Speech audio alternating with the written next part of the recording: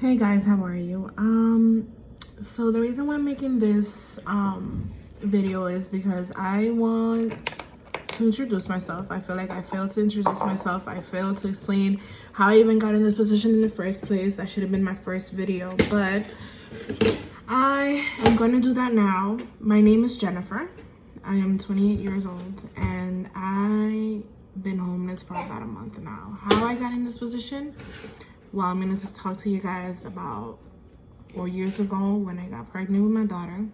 I was in Dominican Republic. I met her father. Well, we knew each other for about 2 years already because I go to Dominican Republic to visit my mom a lot. So when I went to visit my mom that one time, whatever, I decided to give her dad a chance before I was married. So which is something I will talk about in the future, but not right now because I'm not ready.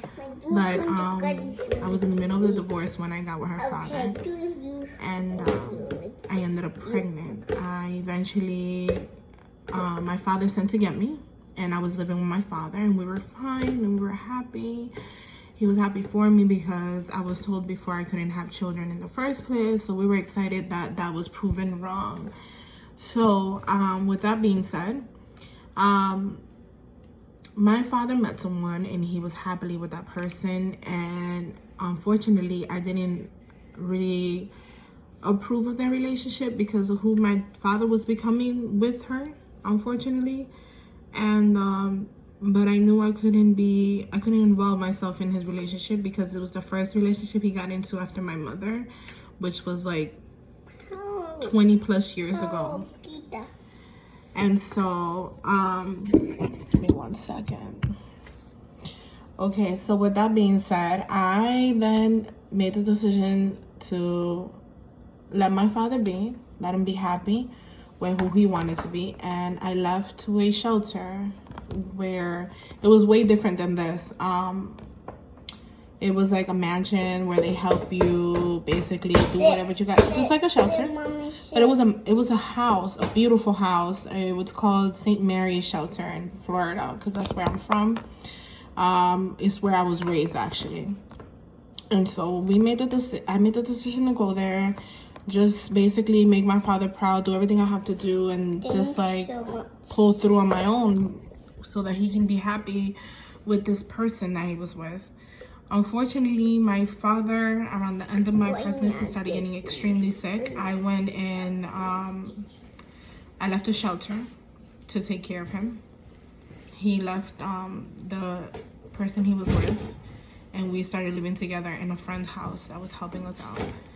And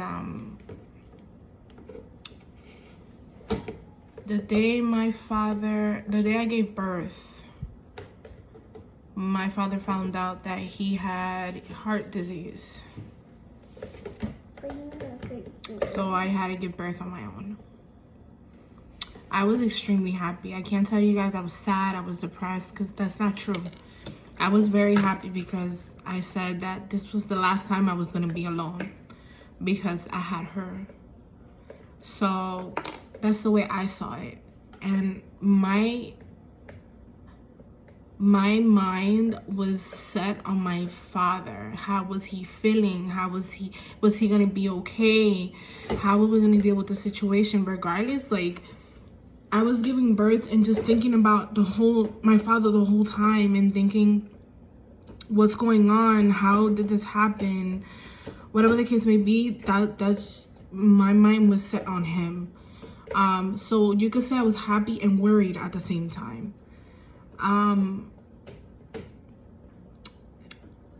Then eventually, when he came out of the hospital, I came out of the hospital, we were living together, blah. He started getting worse and worse. I had to make decisions like bringing my daughter into the hospital. They're in the bathroom, babe. All the scrunchies are in the bathroom. Bringing my daughter to the hospital, weeks old, where she didn't even have her shots or anything like that. I had to bring her to the hospital with me to take care of him, to just show him that although, you know, I had my daughter in my life, I still needed him too. he still had someone. He still had me regardless. I asked family for help. They chose to help from a distance, I guess you can say, because they sent money to him or whatever. But they never showed up. And their solution was for me to come back up here, drop off my daughter, go back over there and take care of him. And that was just not an option for me. So, it didn't make sense to me when someone could have just came down and helped me. But life goes on. It is what it is. I made the decision to stay by his side. Unfortunately, my father passed at 46 years old. I remember me with open wounds still from giving birth, having to carry my father. I had to carry my father in certain situations because he lost all his, he lost his left side. Everything on his left side was not working at all. So there was times I had to carry him, take care of him. And I was expecting myself to do that someday, but I didn't think it would be that soon. Like, I didn't think I'd have to take care of my father like that so early.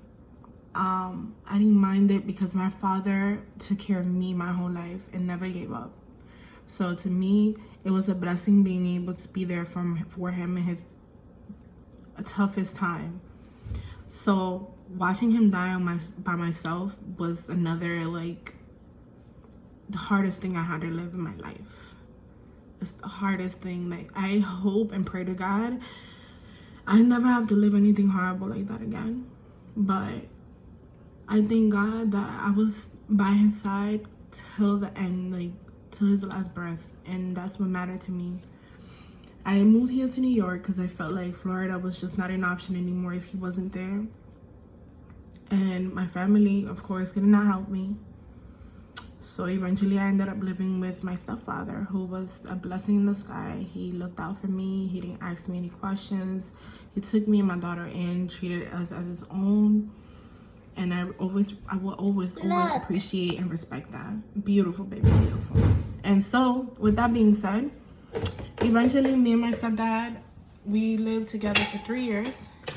Up until recently, we were having misunderstandings, and unfortunately, I had to go. It was time for me to leave, and that's how I ended up here, guys. So, at the end of the day, I know this situation is not permanent. It's not, because I refuse to make it permanent. I will fight and strive for my daughter. I will get out of this situation. I just wanted to give you guys an idea of where I stand now, how I even got here in the first place, and kind of motivate you guys to tell me your stories. Like, I want to hear your stories. I know that sounds crazy. It's just hearing other people talk about their situation, no matter how rough it is, and what they're doing to get out of it motivates me too, you know. And I want to be someone's motivation. I mean, I know I'm not in the best position. It's just mindset, like where my mind is at.